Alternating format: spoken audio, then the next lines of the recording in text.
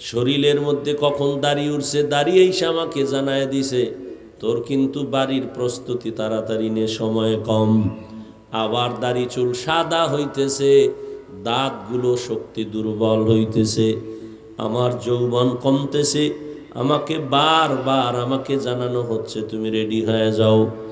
আল্লাহ পাক রব্বুল আলামিন আবার পেছনে কিছু লোক লাগায় দিলেন, দুনিয়ার রং তামাশায় পড়ে যেন আমার গোলাম আসল বাড়ির কথা ভুলে না যায়। নবীরা গিয়া বুঝাইতে থাকেন, নবীদের পরে সাহাবায়ে কেরাম বুঝাও, তাদের পরে কিয়ামত পর্যন্ত উলামায়ে কেরাম বুঝাইতে থাকো। আল্লাহর কথাটা স্মরণ করায় দাও, তোমার এই দুনিয়া থাকার জায়গা না, আসল জায়গা তোমার জন্য আখিরাত। দুনিয়াতে তুমি থাকবা কতক্ষণ? যারেই জিগাই সে বলে একদিন থাকার কোনো গ্যারান্টি নাই, কিন্তু সেই একদিনের জন্য একটা ঘর বানাইছো, ঘর বানাইয়া আবার ভেতরে এসিওয়ালা রুম বানাইয়া এবার ছিদ্রগুলো সব বন্ধ করতেছো, বাহিরের আলো বাতাস যেন ভেতরে না ঢুকে, এসির বাতাস যেন আমার কোনো ডিস্টার্ব না হয়। সামান্য একদিন, দুদিন, 3 দিন, 1 মাস, 2 মাস, 1-2 বছরের জন্য তুমি সুন্দর একটা ঘর বানাইছো, কিন্তু এই ঘর তুমি মরে গেলে কেউ তোমারে ঘরে রাখবে না। তোমার আপন সন্তান, পরিবার সবাই ঘর থেকে নামায় দিবে, বলবে বের হয়ে যাও। এমন ঘরটারে এত সুন্দর করে সাজাইছো, ছিদ্রগুলো বন্ধ করে রাখছো, এসির বাতাস যেন ডিস্টার্ব না হয়, ঠান্ডা হতে যেন কোনো ভেজাল না হয়, বাহিরের কোনো বাতাস যেন ঢুকতে না পারে, তাহলে এসি আমার ডিস্টার্ব হয়ে যাবে। 2-3 দিনের জন্য যেই ঘরটা এত সুন্দর করে সাজাইছো, এরে মানুষ, তোমার আমার সামনে যে কবর, এই কবরের ঘর তোমার একদিন আর 2 দিন না, হাজার হাজার হাজার বছর ওই কবরে পড়ে থাকতে হবে। আমাদের আব্বা জান আদম নবী কত হাজার বছর হয়ে গেল মাটির কবরে পড়ে আছেন। অন্যান্য নবীরা লক্ষ লক্ষ নবী পয়গম্বর ওই মাটির ঘরে। এরপরে আপনার আমার নবী 1500 বছর হয়ে গেল, তোমার আমার আরো কত বছর ওই মাটির ঘরে থাকতে হবে। ওই ঘরটা সাজানোর জন্য কি রেডি করছো? সামান্য সময় দুনিয়ার ঘরে থাকার জন্য কত সুন্দর করে সাজাইছো, কবরের ছিদ্রগুলো বন্ধ করছো নি। যেই ঘরে ছিদ্র দিয়ে ঢুকবে সাপ, যেই কবরের ঘরের ছিদ্র দিয়ে ঢুকবে জাহান্নামের আগুন, ওই ছিদ্রগুলো এখন যদি বন্ধ করে না যাও, তুমি কবরে যাওয়ার পরে ওই ছিদ্র দিয়ে কবরের মধ্যে জাহান্নামের আগুন ঢুকবে। তুমি বড় লোক না ছোট লোক কেউ জানবে না, ওই কবরে তোমাকে কিছুই ক্ষমা করবে না। কবরে যাওয়ার পরে কে ধনী, কে গরিব, কে আলেম, কে মূর্খ, কোনো ভেদাভেদ থাকবে না। সবার বেলায় 3টা প্রশ্ন করা হবে। 1 নম্বরে রবের পরিচয় দাও, 2য় প্রশ্ন ধর্মের পরিচয় দাও, 3য় রাহমাতুল লিল আলামিনের পরিচয় দাও।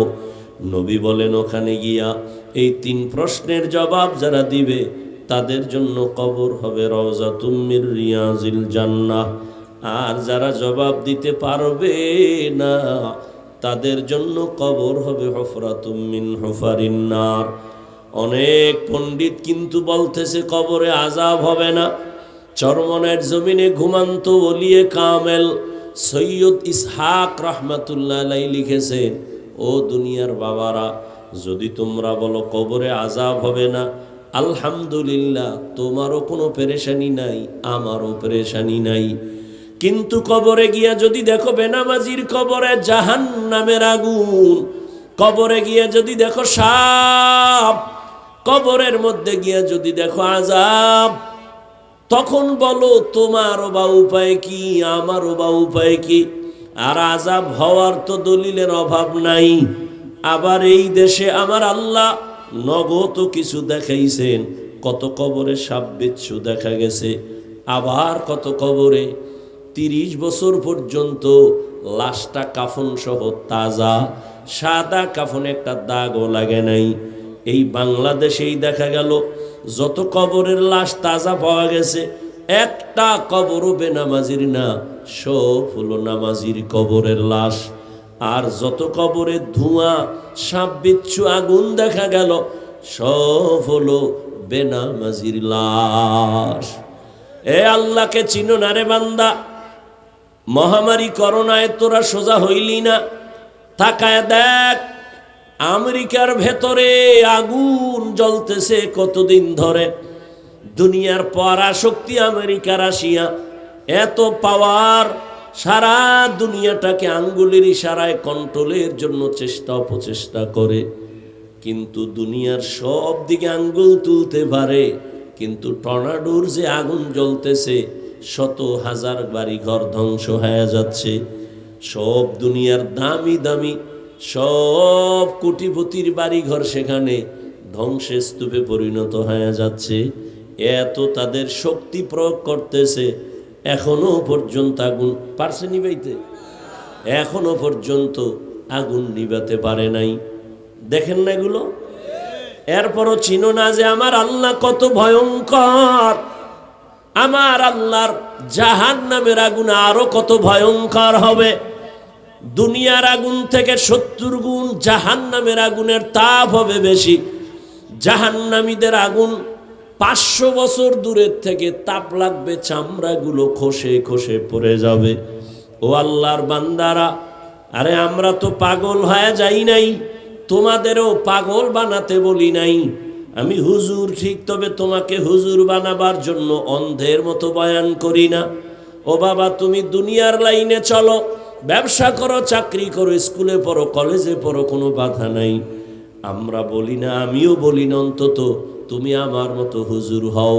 আমি পাস করলিওয়ালা, তুমিও হও। না না না, আমি কওমি মাদ্রাসার সন্তান, তুমিও কওমিতে যাও, না হয় জাহান্নামী হবা। একবারও বলি নাই, ভয় নাই, কখনো বলবো না। আমি পীরের মুরিদ, তোমাকে বলি নাই তুমিও পীরের কাছে যাও, না হয় জাহান্নামী। বলি নাই, ভয় নাই, বলবো না। আমি তাবলিগের লাইনের সন্তান, তুমি তাবলিগ না করলে জাহান্নামী, এ কথা কখনো বলি নাই, বলবো না। আমি বরং তোমাকে আরো সাহস দিয়া যাই, রে বাবা, তুমি ব্যবসা করো, চাকরি করো, স্কুলে পড়ো, কলেজে পড়ো, তুমি ডাক্তার হও, ইঞ্জিনিয়ার হও, প্রফেসর হও, তবে বাবা আমার আল্লাহর গোলাম হইয়া কবরে যাও, মদিনাওয়ালার আদর্শের মালা গলায় লাগাও। তুমি ভাবতেছো মদিনার আদর্শ মানলে হুজুর হওয়া ছাড়া উপায় নাই। কে তোমাকে এই ভুল মেসেজ দিল? তুমি স্কুলে পড়ো। এবার দেখো তো বাবা, তোমার মতো স্কুলে পড়ুয়া জেনারেল লাইনের কত সন্তান জীবনে কোনোদিন মাদ্রাসায় পড়ে নাই, আলিফ বা তাও জানে না, কিন্তু জেনারেল লাইনে থাকিয়া কোরআন শরীফও শিখে ফেলছে। 5 বেলার নামাজ পড়ে, মা বাবার খেদমত করে। হুজুর না, মাদ্রাসায় পড়ে নাই, এমন জেনারেল লাইনের সন্তান তোমরাই সাক্ষী দাও, আসেনি? Doctor, engineer, professor, OC, DC, SP, RAB, army, police, BDR, 5 বেলার নামাজি, দাড়িওয়ালা, বলো আসেনি? তুমি কেন পারতেছো না বলো? ওয়াজ শেষ, আর এত ওয়াজ দিয়ে কি করবা? ওয়াজ শেষ, এখন শুধু হিসাব মিলাও। তোমার লাইনের যুবক স্কুলে পড়ে, কলেজে পড়ে, চাকরি করে, ব্যবসা করে, RAB, army, police, BDR, OC, DC, SP, ব্যবসায়ী, চাকরিজীবী, দাড়িওয়ালা, নামাজি যদি হতে পারে, তুমি পারো না কেন? অবশ্যই গর্ব আর করবি না, বরং বাসায় যাইয়া, এটা বন্ধু হিসাবে বলি, বেয়াদবি মাপ চাই, বাসায় যাইয়া নিজের রুমটার দরজা জানালা বন্ধ করে বাতিটাও নিবাইয়া পায়ের জুতা খুইলা নিজের কপালে মারবি আর বলবি, অভিশপ্ত কপাল নিয়ে দুনিয়াতে জন্ম নিলি কেন, কপাল ভরা। তোর মতো যুবক যদি স্কুলে পড়িয়া নামাজ পড়ে, তোর মতো যুবক যদি কলেজে পড়ে নামাজ পড়ে, তোর মতো যুবক যদি ব্যবসা করে নামাজ পড়ে, তুই কেন পারো না? তোর কপালে কার অভিশাপ লাগছে? নিজের কপালে নিজে বাড়ি মাইরা নিজেরে বুঝাও। হুজুর হওয়ার বয়ান না, তুমি মদিনার আদর্শওয়ালা হও, তুমি একজন আদর্শবান ডাক্তার হও, আদর্শবান ইঞ্জিনিয়ার হও। ঢাকা কলেজে গিয়া দেখ, জাহাঙ্গীরনগরে গিয়া দেখ, কলেজে ক্লাস করে ছেলেটা, মাথায় পাগড়ি লাগানো, দাড়ি অনেক বড়, জামাটাও বড়, পেছন দিক দিয়া তাকাইলে মনে হয় একটা মসজিদের খতিব। এই যুবক, তুমি কোন মসজিদে নামাজ পড়াও? বলে আস্তাগফিরুল্লাহ, আমি আরবি জানি না, হুজুর কি বললেন? তো করো কি? বলে ঢাকা কলেজে পড়ি। তোমার এই হালাত কেন? কিরে কি?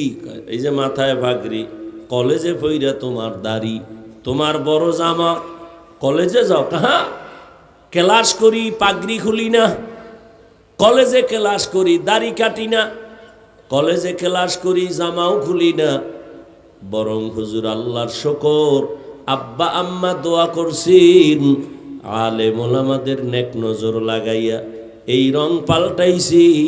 এখন কলেজে গেলে আমার শিক্ষক, আমার শিক্ষিকা, আমার ছাত্র ছাত্রীরা পর্যন্ত আমাকে আলাদা ভালো নজরে দেখে। অন্যরা যদি কোনো আড্ডা দেয়, সবাই মেয়েরা পর্যন্ত কয়, ও কিন্তু একটু আল্লাহর লাইনে আছে, ওরে ডিস্টার্ব করিস না, ওর পথে ওরে সাইরা দে। এ বানায় বলতেছি, মাপ চাইছি ফাও দরিয়া, দরজা জানলা আটকাইয়া নিজের জুতা দিয়া নিজের কপালের বাইরা, যে তোর কপাল এত খারাপ কেন? তুই মনে করতেছ খুব দামি, খুব নিজেরে বড় মনে করতেছ, খুব ভাব দেখাইতেছ নামাজ বাদ দিয়া। এ কার পিছনে ঘুইরা কি পাওয়ার আশায় নামাজ ছাড়ছো বলো তো? 1000 টাকা কি একটা চাকরি, ওই সুদের চাকরি, এই চাকরির জন্য দাড়ি কেটে ফেলছো? 5000 টাকা পাওয়ার জন্য নেতার পিছনে ঘুরে নামাজ ছাড়ছো? জানো না তুই যার পিছনে ঘুরো সে তোর দুশ্মন? লিখে রাখ, লিখে রাখ। স্বার্থে আঘাত লাগলে দল থেকেই নাম কাটবে না, লিখে রাখ, তোর কল্লা কেটে ফেলবে। সোনার বাংলার রাজনীতি এখনো টের পাও নাই? স্বার্থে আঘাত লাগলে শুধু দল থেকে নাম কাটে না, কল্লা কেটে দেয়। এখানে তো অনেক আলেম ওলামা আছে, মাঠেও আছে। আমার কথা যদি খালি কোরআন হাদিস না, তোর যুক্তির বাইরে হয়ে দাঁড়া। কোরআন হাদিসের বাইরে হইলে তো জুতা লবি, তো কোরআন হাদিসের বাইরে তো না, আলহামদুলিল্লাহ। বাকি তোর যুক্তির বাইরে হয় কিনা সেটা বল, আমি ফিরে আসবো আমার কথা থেকে।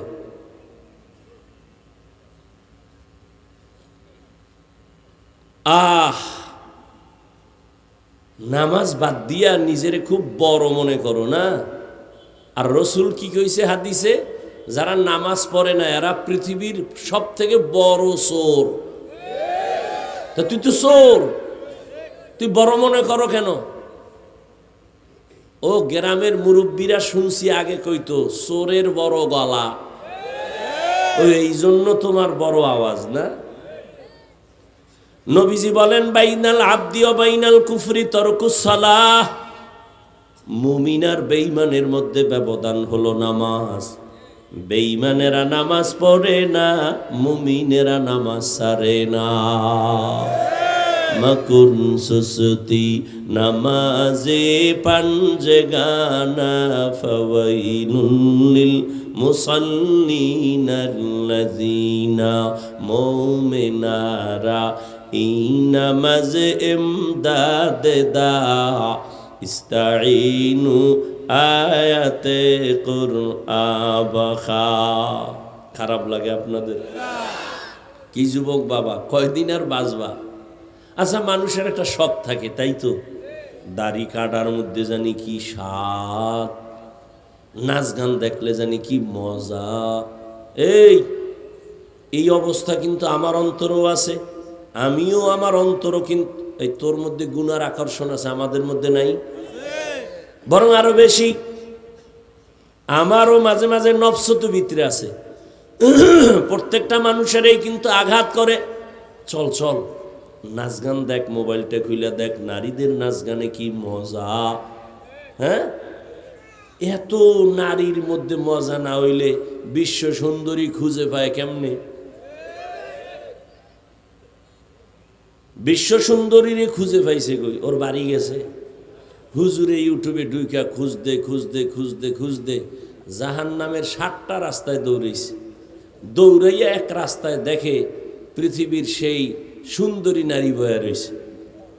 এর সাথে মোটামুটি মোলাকাত করছে ভাবের মতো অন্তরে অন্তরে কইরা এর ইচ্ছা রকম অন্তরের জিনার মধ্যে ঢুকাইছে। ঢুকাইয়ে এটারে পুরা হৃদয়ে ঢুকানোর পরে না এবার কইছে যে তোমরাও দেখো। আল্লাহ হেদায়াত দান করুন, আল্লাহ হেদায়াত দান করুন, আল্লাহ হেদায়াত দান করুন। আল্লাহ সবার আগে আমাকে হেদায়াত দান করেন। আহ এরে আল্লাহর বান্দারা, কোথায় আমল, কোথায় আখলাক, কোথায় চরিত্র? ও আমার যুবক বাবা, আমি যে এতক্ষণ কত কষ্ট করে কথা বলতেছি সেটা তো আমি বুঝতেছি আমার কত অসুস্থতার মাঝে। এরপরও কথাগুলো বলতেছি কাউকে আঘাত করার জন্য না, জাহান্নাম থেকে বাঁচাবার জন্য। দুনিয়া কিছুই না রে বাবা। যুবক, কয়দিন তোমার হায়াত? মনে চাইছে পার্কে যাবি, দৌড় দিছো। যে বাধা দিছে তারে মনে করছো সে তোর জীবনের দুশ্মন, ঠিক নি? মনে চাইছে তুই মাইয়াদের নাচ গান দেখবি, দৌড় দিছো, কেউ বাধা দিছে মনে করেছো দুশ্মন। মনে চাইছে নামাজ পড়বি না, পড়ো নাই। মনে চাইছে দাড়ি কাটবি, সাথে সাথে কেটে ফেলেছো। এখনো কি শখ মিটে নাই? আর কতদিন পার্কে গেলে তোর আশা পূরণ হবে? তারপরে তওবা করবি বল। ও আমার কলিজার যুবক বাবারা, জীবনে তো কম নামাজ ছাড়ো নাই। আর কতদিন নামাজ বাদ দিলে তোমার মনের আশা পূরণ হবে? তারপরে তওবা করবা বলো। জীবনে তো কম দাড়ি কাটো নাই। আর কতদিন দাড়ি কাটলে তোমার মনের আশা পূরণ হবে? তারপরে তুমি তওবা করবা বলো। জীবনে তো মাইয়ার চরিত্রের উপরে হামলা কম করো নাই। আহ, মনে রাখিস যুবকেরা, লিখেও রাখিস মোবাইলে না, তা পেনা করবি, পেস্টুন 200-250-300 টাকা নিবে। 2 ফিট 3 ফিটের একটা পেনা করবি, আর ওটাই লেখা ঘরে টানায় রাখবি, পারলে বাদাই করে ভালো করে লিখে রাখবি। তুই যদি কারো স্ত্রীর দিকে খারাপ নজর দাও, লিখে রাখবি তোর স্ত্রীর দিকে অন্য খারাপ নজর দিবে। বেয়াদবি ক্ষমা চাই, রাগ করি ওনারে বাবা। ও যুবকেরা, ও বৃদ্ধ বাবাজিরা, তুমি যদি অন্যের মাইয়ার দিকে খারাপ দৃষ্টিতে তাকাও, তোমার মাইয়ার দিকে অন্যেরা খারাপ দৃষ্টি দিবে। মনে রাখিও, মনে রাখো, এর ঔষধ এইটাই। তুমি যদি কারো কন্যার দিকে খারাপ দৃষ্টিতে তাকাও, তোমার কন্যার দিকে খারাপ দৃষ্টি লাগাবে। তুমি যদি কারো চরিত্র নষ্ট করো, তোমার আন্ডারে যারা আছে এদের চরিত্র আর একজন নষ্ট করে ফেলবে। তোমার অজান্তেই হয়ে যাবে। অনুরোধ করে বলছি, এখনো তওবা করে নেও। জীবনে তো কম নামাজ ছাড়লা না, আরো কি শখ আছে ছাড়ার? এখন একটু ফিরা যাও। আমগো শখ আছে, আমরা তো একবারও শখ মিটাইতে পারলাম না, পার্কে যাইতে পারলাম না। অন্তরের শয়তান আমারে ধাক্কা দিছিল দাড়ি কাটার জন্য, আমরা তো একবারও শখ মিটাই নাই, বরং আগেই দরজা তালা লাগাইছি। এরপরও ধাক্কা। এজন্য দোয়া চাই সবার কাছে, আল্লাহ মাফ করেন, আমরা গুনাহ থেকে যেন বাঁচতে পারি। এমন একটা মুনাজাত নাই যে বলি না, আল্লাহ মোবাইলের গুনাহ থেকে বাঁচাও, মোবাইলের গুনাহ থেকে বাঁচাও। কারণ এই মোবাইলের দ্বারা এক বাড়ির মধ্যে এক ঘরে কয় রুম? এই আপনারা বাড়ি ঘরে যারা থাকেন, রুম আছে না আলাদা? এক রুমে মা বাবা, এক রুমে মাইয়া, আর এক রুমে ছেলে। সব রুমে রুমে মোবাইলে চলে সারা রাত জেনা, চোখের জেনা, কানের জেনা, জবানের জেনা, সারা রাত পুরা ঘরের মধ্যে চলে জেনা। মোবাইল নিয়ে ঝগড়া, স্বামী স্ত্রীর সাথে মিল নাই, মোবাইলের জিনা চলে, উচিত তো আল্লাহর আইনে ঠাডা ভইরা তোর ঘর শেষ হওয়ার দরকার ছিল। মুহাম্মদের উম্মত হওয়ার কারণে আল্লাহ এখনো তোরে বাঁচায়া রাখছে। মুহাম্মদের উম্মতের আল্লাহ এরকম বেইজ্জতি করবেন না, আল্লাহ আদা করছেন। কারণ আল্লাহ তো আমার নবীরে বেশি মায়া করেন। মুসা নবী আল্লাহর আশেক, ঈসা নবী আল্লাহর আশেক, ইব্রাহিম নবী আল্লাহর আশেক, নূহ নবী আল্লাহর আশেক, সুলাইমান নবী আল্লাহর আশেক, আর আল্লাহ হলেন মুহাম্মদের আশেক। ব্যবধান আছে না নাই? ইমামুল আউয়ালিন আল আখিরিন বাহরে সাদকা রাহমাতাল লিল আলামিন সাইয়্যিদুল কাউনাইন খাতমুল মুরসালিন আখিরামত বুদে ফখরুল আউয়ালিন। আর কয়দিন দাড়ি কাটলে তোমার আশা মিটবে, তারপরে তওবা করবা। এবং এই কথাটাও আমাকে বলো যুবকেরা, তোমার হায়াতের বাকি আছে কতদিন? 20 বছর। শুনে রাখ, চোখের সামনে দেখলাম শুধু ইদানিং কালে যুবক যুবক সুস্থ এবং যুবকের লাশ। অসুস্থরা কম মরে ইদানিং কালে। ডাক্তার বলছে অসুস্থ রোগীর কোনো চিকিৎসা নাই, যা মনে চায় খাওয়াও। সেই অসুস্থ রোগীটা লাঠি হাতে নিয়ে এখনো হাঁটে, সুস্থতার সামনে মানুষটা মরে গেছে চোখের সামনে। করোনার ভিতরে নজর কর, যুবকের লাশ, যুবকের লাশ, যুবকের লাশ। ছাত্র জনতার বৈষম্য বিরোধী আন্দোলনে যুবকের লাশ আর লাশ। ডেঙ্গুর ভেতরে যুবকের লাশ, পানির নিচে যুবকের লাশ, গাড়ির নিচে যুবকের লাশ, ঘুমের বিছানায় যুবকের লাশ। কয়দিন আর বাঁচবি রে যুবক? আর তোদের জন্য তো এখন নতুন মরণ একটা ফাঁদ বাইর হইছে। নতুন মরণ ফাঁদের নাম বাইক। কি কয় তোমাকে এলাকায়? কি কয়? Motor cycle, Honda. এটা হলো নতুন এক মরণ ফাঁদের নাম। এখানে উঠলেই তো শরীরে শুধু আগুন জ্বলে, আর পেছনে যদি কোনো বিপরীত পার্স থাকে তো আরো আগুন। 10টার সময় ঘুম থেকে উঠা আম্মু একটু চরপেশনে যাব। কেন? আমার এক বন্ধুর সাথে মোলাকাত। কত সময় লাগবে? মা 1 ঘন্টার মধ্যে চলে আসবো। বাইকে উঠে একটা দৌড় মারছে। কি এর শীতমিত, গরম হয়ে গেছে শরীর, চাদর মাদুর ফালায় দিয়ে এমন টান মারছে। 1 ঘন্টা 2 ঘন্টা পরে মা কয় এখনো আয় না কেন? মায়ের অন্তরে বাড়ি মারছে। টেলিফোন করলো, ছেলের মোবাইল কেউ ধরে না, রিসিভ হয় না, রিং হয়। দীর্ঘ টাইম পরে কে যেন রিসিভ করে, কয় কে তুমি? বলে মোবাইলওয়ালার মা।